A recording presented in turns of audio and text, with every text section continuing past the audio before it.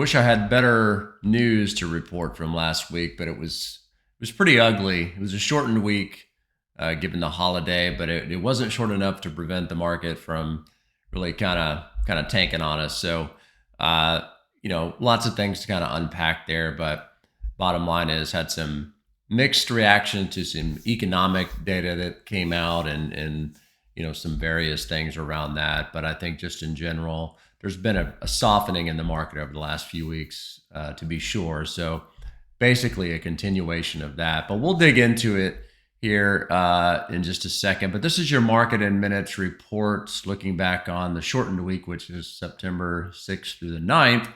I'm Mike Minter, Chief Investment Officer with Financial Synergies Wealth Advisors. So let's jump into the numbers here. I'm going to pull this up, and looking at our 5-day performance, you can see it was just kind of rough all the way around.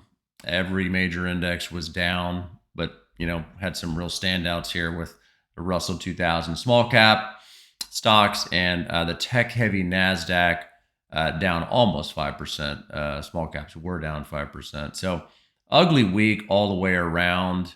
Continuation in this pullback of tech stocks. It's interesting because after the pullback in the summer, which is pretty dramatic for tech stocks, they rebounded very quickly and were seemingly kind of regaining their footing. And then in the last few weeks, we've had a reoccurrence. So, but listen, when you've had a prolonged market like this for as long as we've had it, and tech stocks on top for as long as they've been on top, at some point, obviously something has to give. Sometimes it pulls back just because it needs to pull back, and there's really no greater explanation for it. Just kind of a self-fulfilling kind of thing. And then other times it's really valuations have gotten stretched, earnings aren't meeting expectations, and there's been some of that, but not dramatic. But anyway, let's broaden that out a bit and now look at where we are year to date, and still strong by any measure, but definitely a marked drop from where we were just 3-4 weeks ago. But still very healthy year to date performance, no doubt. Rates have continued to come down. I mean, you're looking at sub 4 rates on the 10-year and the 2-year, and the 30-year mortgage continuing to drop. So for those in the market for a home, obviously this is a good thing.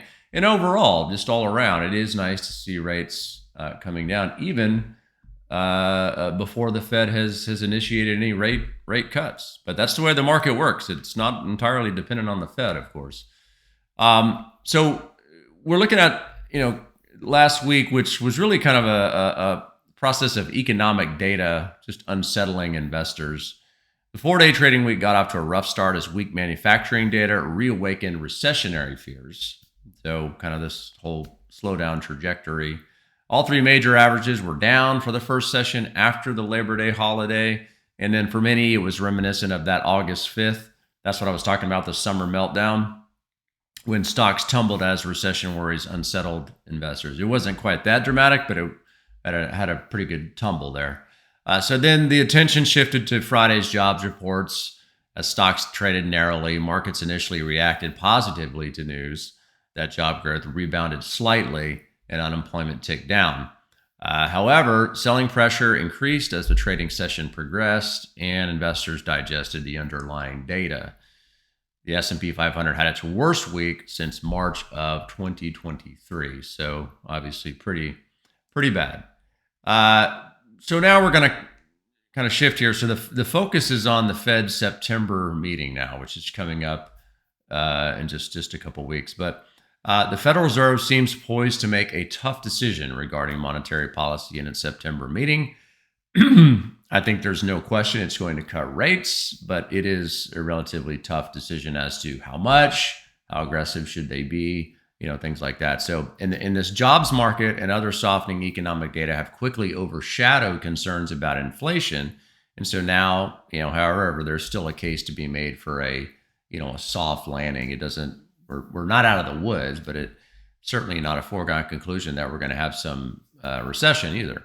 Job growth in August was slower than expected, but 142,000 jobs were created, an uptick that some would argue is an overall positive, despite missing expectations.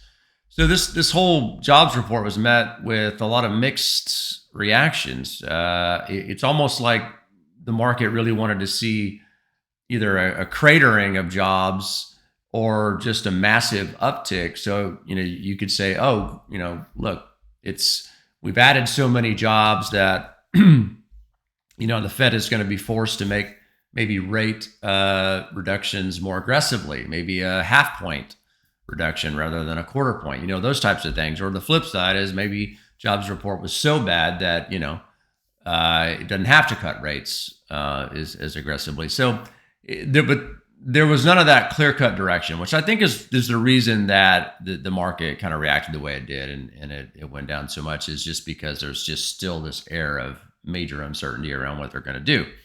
So, and the drop in unemployment rate to 4.2% bolstered the soft landing narrative. So that is a silver lining, of a positive there. So market observers anticipate a quarter point rate adjustment in September, but some contend the Fed may consider a more significant move. So there's this kind of divergence in opinions now on whether they're going to be a quarter point or a half point, which is a big deal because half point is a pretty massive reduction. On Friday, Fed Governor Christopher Waller said he was open to a larger move, and Fed Presidents Austin Goolsbee and John Williams commented similarly during the week. So there you have it. There's kind of that confusion centered around that. So what's on deck this week? Key economic data. Today we have wholesale inventories and consumer credit. Wednesday, CPI report. That's the Inflation Consumer Price Index, and the Petroleum Status Report. Thursday, Producer Price Index and jobless claims. And Friday, consumer sentiment, import and export prices. Companies reporting earnings, not a whole lot going on. Oracle today. Tuesday, the meme stock favorite GameStop. And Thursday, Adobe. That is it for what's on deck and for reporting last week. Folks, this is our contact information should you need to get a hold of us. And hit that subscribe button down below if you haven't already. We'd love to have you subscribe to the YouTube channel and get all our videos as they come out. Here is a little light disclosure for you. Thanks so much, folks. I really appreciate you tuning in, and we look forward to speaking with you next week as things progress. Have a good week, guys.